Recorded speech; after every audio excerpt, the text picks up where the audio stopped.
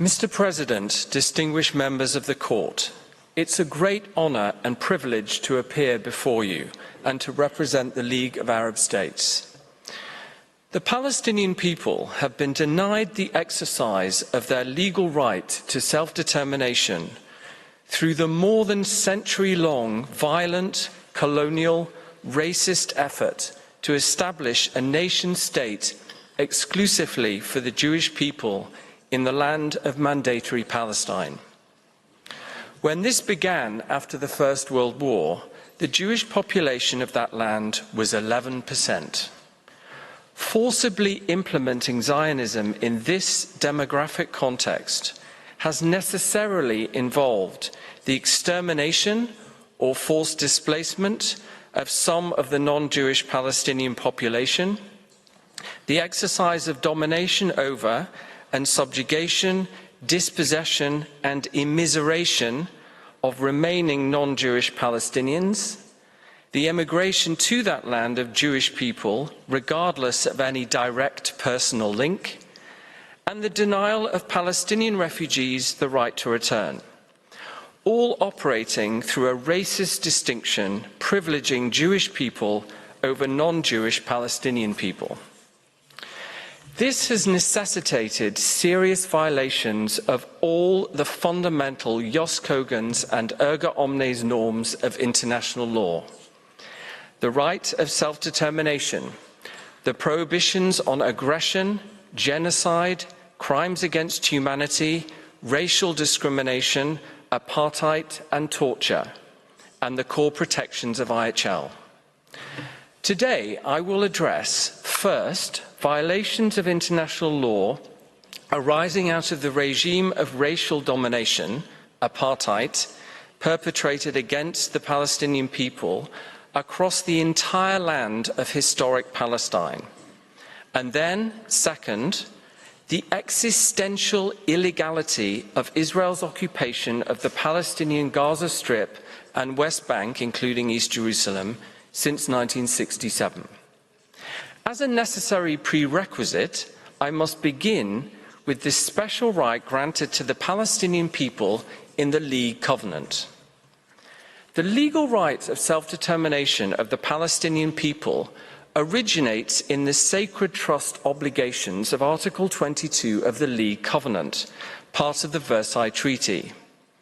Palestine, an A-class mandate under British colonial rule, was, after the First World War, supposed to have its existence as an independent state provisionally recognised, a sui generis right of self-determination.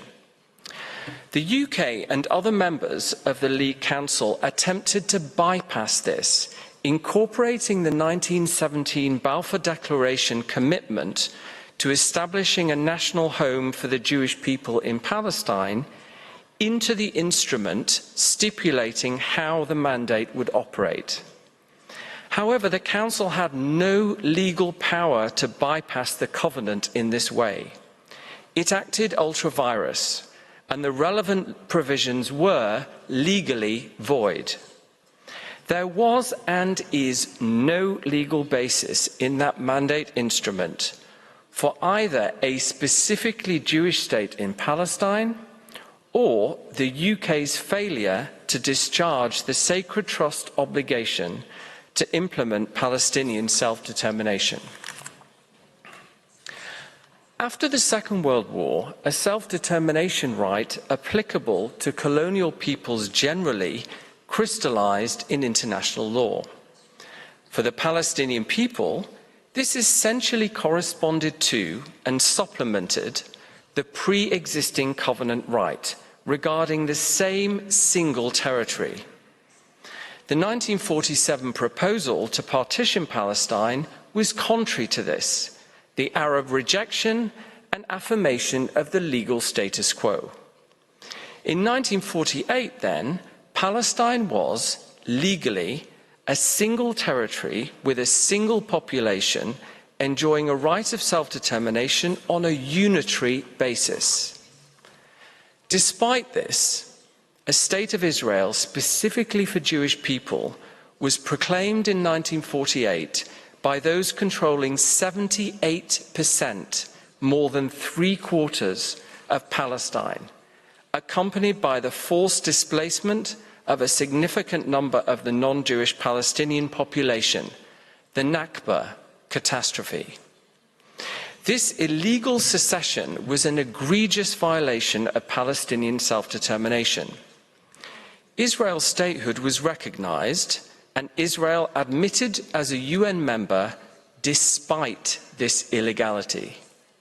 Israel is not the legal continuation or successor of the mandate.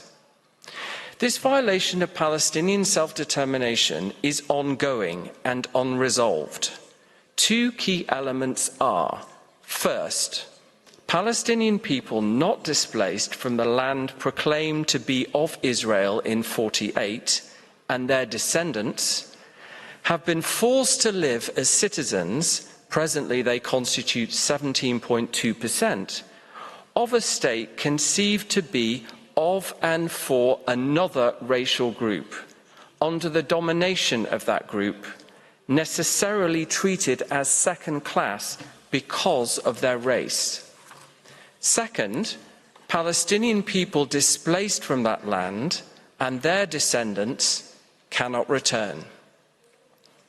These are serious breaches of the right of self-determination, the prohibitions of racial discrimination and apartheid, and the right of return. They must end immediately. As if this ongoing Nakba was not catastrophic enough, in 1967, Israel captured the remaining 22% of historic Palestine, the Gaza Strip and West Bank, including East Jerusalem, the Nakba. It's maintained that use of force to remain in control for the 57-year period since. For more than half a century then, a state defined to be of and for Jewish people exclusively has governed the entire land of historic Palestine and the Palestinian people there. And the regime of racial domination, apartheid, and denying return has been extended throughout. In the case of Palestinians living in the occupied territory, this has involved the same serious violations of international law, supplemented by serious violations of norms applicable in occupied territory. Indeed, these people are subject to an even more extreme form of racist domination, as they aren't even citizens of the state exercising authority over them. Even in East Jerusalem, which Israel has purported to annex, the majority non-Jewish Palestinian residents don't have citizenship, whereas Jewish residents, including illegal settlers, are citizens. Just as in territorial Israel, in occupied territory, these serious violations concerning how Israel exercises authority over the Palestinian people must end immediately. However, here, a more fundamental matter must also be addressed: the illegality of the exercise of authority itself. The enduring Palestinian right of self-determination means that the Palestinian people and the state of Palestine, not Israel, are sovereign over the territory Israel captured in 1967. For Israel, the land is extraterritorial and, given what I said about the mandate, territory over which it has no legal sovereign entitlement. Despite this, Israel has purported to annex East Jerusalem and taken various actions there and in the rest of the West Bank, constituting de jure and de facto purported annexation, including implanting settlements. It is Israeli policy that Israel should be not only the exclusive authority over the entire land between the river and the sea, but also the exclusive sovereign authority there. This constitutes a complete repudiation of Palestinian self-determination as a legal right, since it empties the right entirely of any territorial content. Actualizing this through de facto and de jure purported annexation is, first, a serious violation of Palestinian self-determination, and second, because it's enabled through the use of force, a violation of the prohibition on the purported acquisition of territory through the use of force in the law on the use of force, and so an aggression. Serious violations of further areas of law regulating the conduct of the occupation are also being perpetrated, notably the prohibitions on implanting settlements and altering, unless absolutely prevented, the legal, political, social and religious status quo. The occupation is therefore existentially illegal because of its use to actualize purported annexation. To end this serious illegality, it must be terminated. Israel must renounce all sovereignty claims and all settlements must be removed immediately. However, this is not the only basis on which the occupation's existential legality must be addressed. We need to delve deeper into both the law of self-determination and the law on the use of force. Beginning with self-determination, this right, when applied to the Palestinian people in the territory Israel captured in '67, is a right to be entirely self-governing, free from Israeli domination.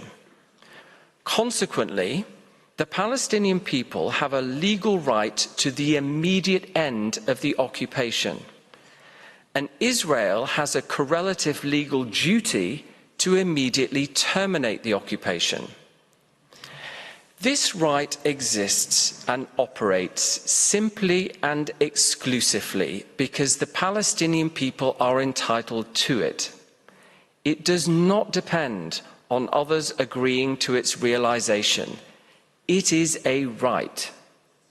It's a repudiation of trusteeship, whereby colonial peoples were ostensibly to be granted freedom only if and when they were deemed ready because of their stage of development determined by the racist standard of civilization.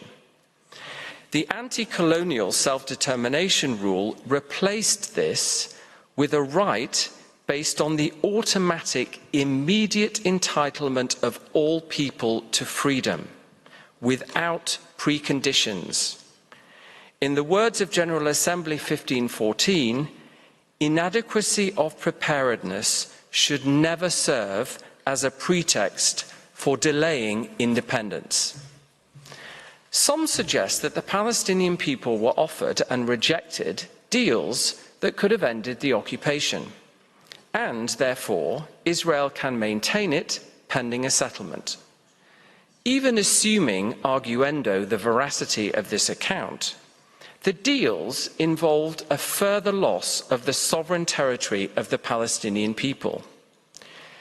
Israel cannot lawfully demand concessions on Palestinian rights as the price for ending its impediment to Palestinian freedom.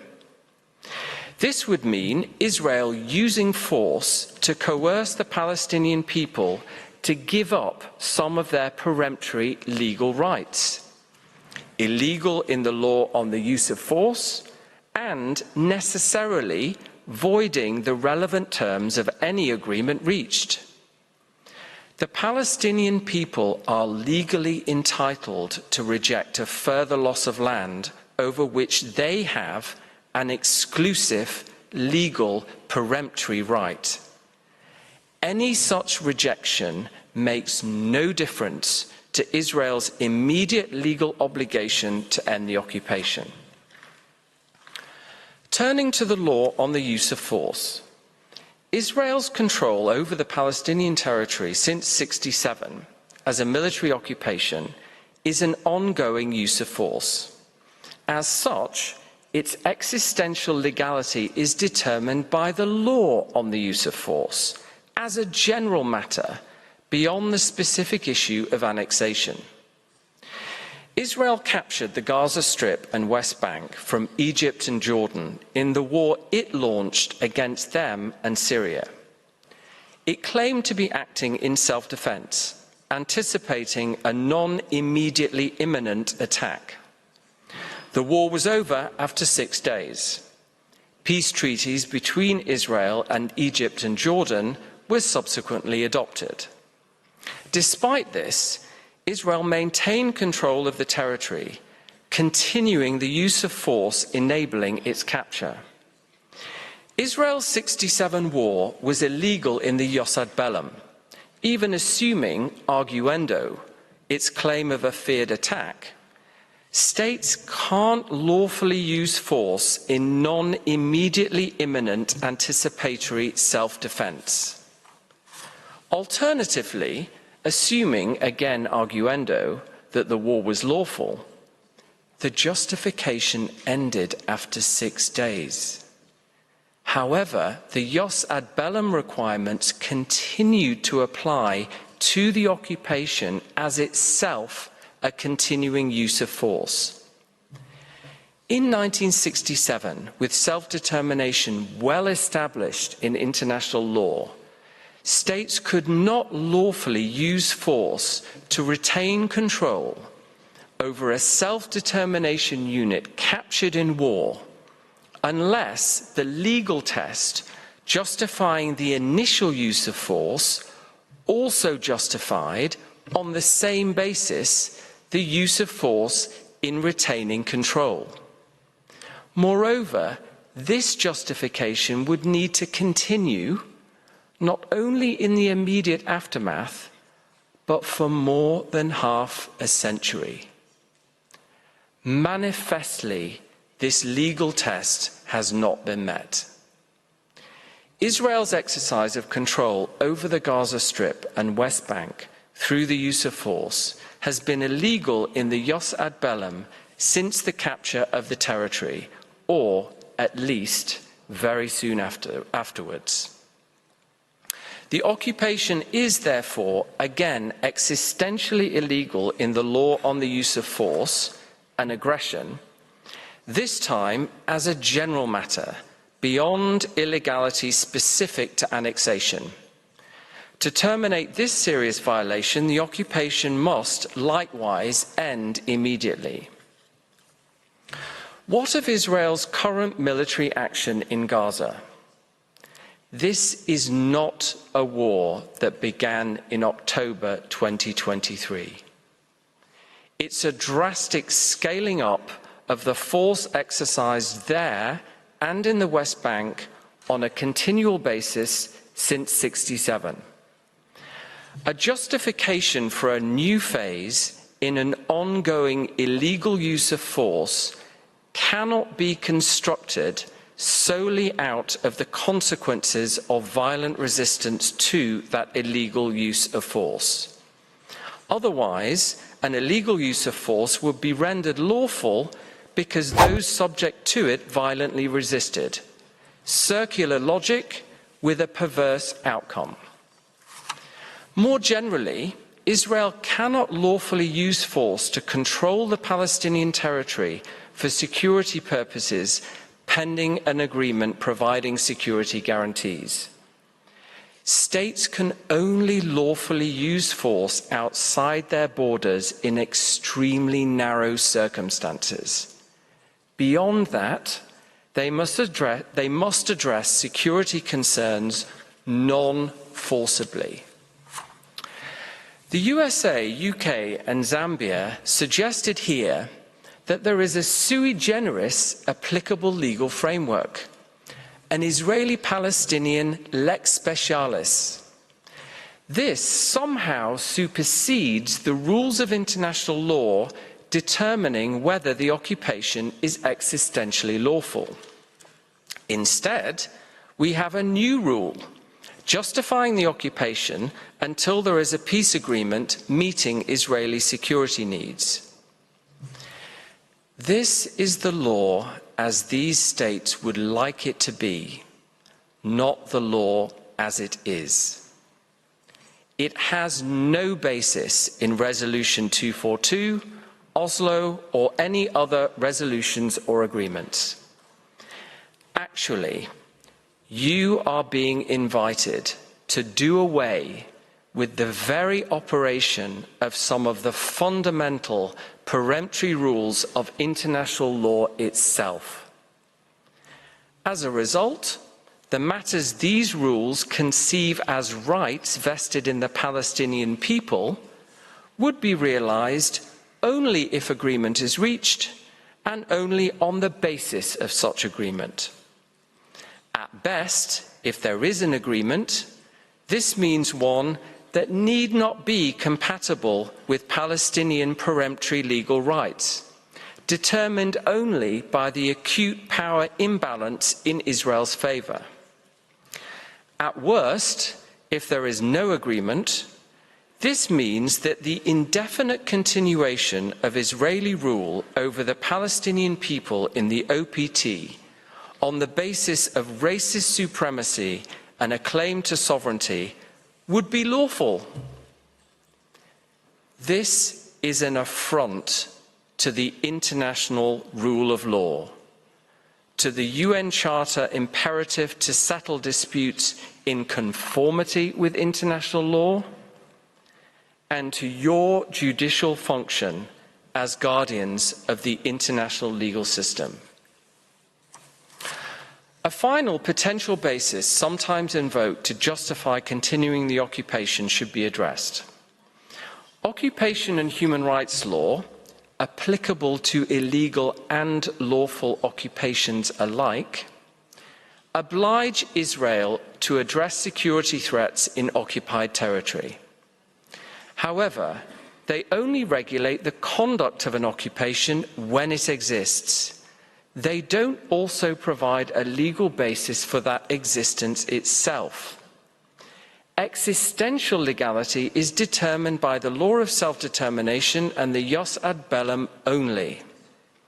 There is no backdoor legal basis for Israel to maintain the occupation through the imperatives of occupation and human rights law. In sum, the occupation of the Palestinian Gaza Strip and West Bank, including East Jerusalem, is existentially illegal on two mutually reinforcing bases. First, the law on the use of force. Here the occupation is illegal both as a use of force without valid justification and because it's enabling an illegal purported annexation. As such, it is an aggression. Second, the law of self-determination. Here, it's illegal again because of the association with illegal purported annexation, and also, more generally, because it is quite simply an exercise of authority over the Palestinian people that by its very nature violates their right to freedom. This multifaceted existential illegality involving serious violations of peremptory norms has two key consequences. First, the occupation must end. Israel must renounce its claim to sovereignty over the Palestinian territory. All settlers must be removed immediately. This is required to end the illegality, to discharge the positive obligation to enable immediate Palestinian self-administration, and because Israel lacks any legal entitlement to exercise authority. Second, in the absence of the occupation ending, necessarily everything Israel does in the Palestinian territory lacks a valid international legal basis and is, therefore, subject to the Namibia exception, invalid. Not only those things violating the law regulating the conduct of the occupation. Those norms entitle and require Israel to do certain things, but this doesn't alter the more fundamental position from the law on the use of force and self-determination that Israel lacks any valid authority to do anything. And whatever it does is illegal, even if compliant with or pursuant to the conduct regulatory rules. I will close by quoting Palestinian academic and poet Rifat Al-Arya from his final poem posted 36 days before he was killed by Israel in Gaza on the 6th of December 2023. If I must die, you must live to tell my story. If I must die, let it bring hope. Let it be a story. Thank you for your attention. Do you want to watch more videos like this one? If yes, subscribe to our channel and press the bell icon next to it. We have decided to bring videos on something nobody talks about: African politics, economy, and increasing power. Thanks for watching, and until the next video, stay tuned. Tell us what you think in the comment section. Like and share the video, and subscribe so that you don't miss any of our African videos. It's the best way to support us.